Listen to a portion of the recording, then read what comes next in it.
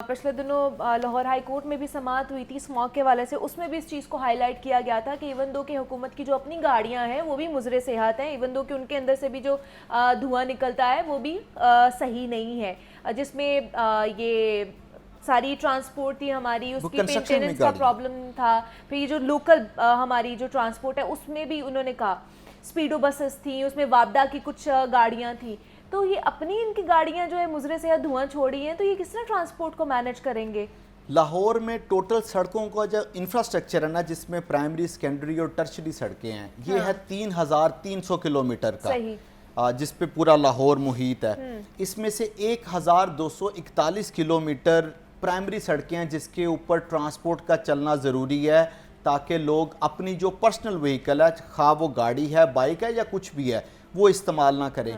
1,241 kilometre के primary infrastructure में से हम पूरे लाहौर में सिर्फ 90 किलोमीटर के ऊपर ट्रांसपोर्ट चला रहे हैं। बाकी 1,150 किलोमीटर का लाहौर का जो इंफ्रास्ट्रक्चर है वहाँ पर किसी तरह की कोई पब्लिक ट्रांसपोर्ट मौजूद नहीं है। फिर वहाँ पे बाइक्स चलेंगी, मोटरसाइकिल रिक्शे चलेंगे, फिर ये ऑटो रिक्शा चलेंगे और दीगर ट्रांसपोर्ट चलेगी। जब आपने लोगों को कोई मुतबादल फराहम ही नहीं किया तो फिर किस तरह स्मोक के ऊपर काबू पाया जा सकेगा? और सिर्फ ये 110 किलोमीटर जो कि जिसके ऊपर स्पीडो और मेट्रो बस चलती है वो धुआं छोड़ रही हैं। और दूसरा ये कि सोने पे सुहागा ये कि 2 दिन के लिए इन्होंने हैवी व्हीकल्स का दाखिला भी बंद कर दिया है। इन्होंने ये फैसला किया है पंजाब हुकूमत ने कि लाहौर में इतवार और हफ्ते के रोज़ जो है हैवी व्हीकल्स नहीं चलेंगी। देखें, हम कतई तौर पे इस चीज़ की हमायत या इस चीज़ के मुखालिफ नहीं है कि जो इकोनॉमिक एक्टिविटीज़ हैं उसके ऊपर पाबंदी लगाई जाए, लेकिन उनको SOPs के तहत चलाया जाए। वही तो मैं जानना चाह रही हूँ कि ट्रांसपोर्टर से इन्होंने कोई राब्ता किया कि वो बेहतर कर लें अपनी ट्रांसपोर्ट को, उसकी मेंटेनेंस को, या फिर सर्टिफिकेट लेकर आए, या फिर जैसे ईंधन की अगर बात कर ली जाए, बाकी डेवलपिंग कंट्रीज यूरो 5 यूरो 6 पे चले गए हैं जो कि इको फ्रेंडली है, यहाँ पे तो हम अभी भी यूरो 2 पे या यूरो 3 पे अभी भी हैं। ये मुनीबा, ये ट्रांसपोर्टर्स भी शरीक जुर्म है। अदरवाइज ये भी मुखबरी करते हैं, इनको भी खबर है सब ठिकानों की। इनकी भी जो गाड़ियां हैं ये सारी पुरानी गाड़ियां हैं, इसीलिए ये भी खामोश हो जाते हैं। हुकूमत की तरफ से विदाउट एनी कंसंट्रेशन ये कुछ नहीं कर सकते हैं। इनको पता है कि हमारी पुरानी गाड़ियां हैं वो धुआं छोड़ रही हैं, डीजल गंदा इस्तेमाल कर रहे हैं, अगर हम कोई भी किसी भी तरह की स्ट्राइक करेंगे हमारी गाड़ियां चलने नहीं देंगे। वो भी खामोशी से उन्होंने कहा ठीक है, जुम्मा और इतवार को चलो कोई बात नहीं, हम पीर और मंगल को अपनी गाड़ियां लाहौर के अंदर दाखिल कर लेंगे। और बेसिकली तो एक मैकेनिज्म बनाने की ज़रूरत है कि जहरीला धुआं छोड़ने वाली गाड़ियों को बंद कर देना चाहिए। आपके 1-1 करोड़ रुपए के जुर्माने क्या करने हैं अगर ये लाहौर के 1 करोड़ वासियों को सांस लेने के लिए फिजा ही मौजूद नहीं है? आप जितने मर्जी जुर्माने करते रहें, उन जुर्मानों से क्या फ़ायदा होगा? बुनियादी तौर पे ट्रांसपोर्टर्स के साथ एक ऐसे SOPs तय करने चाहिए कि वो अपनी गाड़ियों की जो फिटनेस है उसको बेहतर करवाएं और उसके बाद उनको शहर में चलने की इजाज़त दें।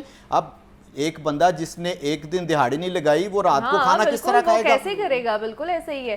तो ये जो ट्रांसपोर्टर्स के हवाले से है, जिस तरह जैन भी बात कर रहे थे कि इनको भी कहीं ना कहीं अपनी जिम्मेदारी जो है वो समझनी चाहिए कि अपनी ट्रांसपोर्ट की मेंटेनेंस जो है वो बेहतर करें, आप सर्टिफिकेट अपना बनवाएं और देखा जाए कि ये कहीं हमारे फ़ज़ा को या हमारे माहौल को ख़राब तो नहीं कर रहे हैं। और दूसरा ये कि 2 दिन के लिए जो है ना वो हैवी व्हीकल्स का जो है ना उसके ऊपर पाबंदी लगाई गई है कि लाहौर शहर में वो दाखिल नहीं होंगी या चलेंगी नहीं। तो इसके ऊपर बात करने के लिए हाजी शेर अली साहब ने हमें ज्वाइन किया है, मरकज़ी सदर है ट्रांसपोर्ट एसोसिएशन के।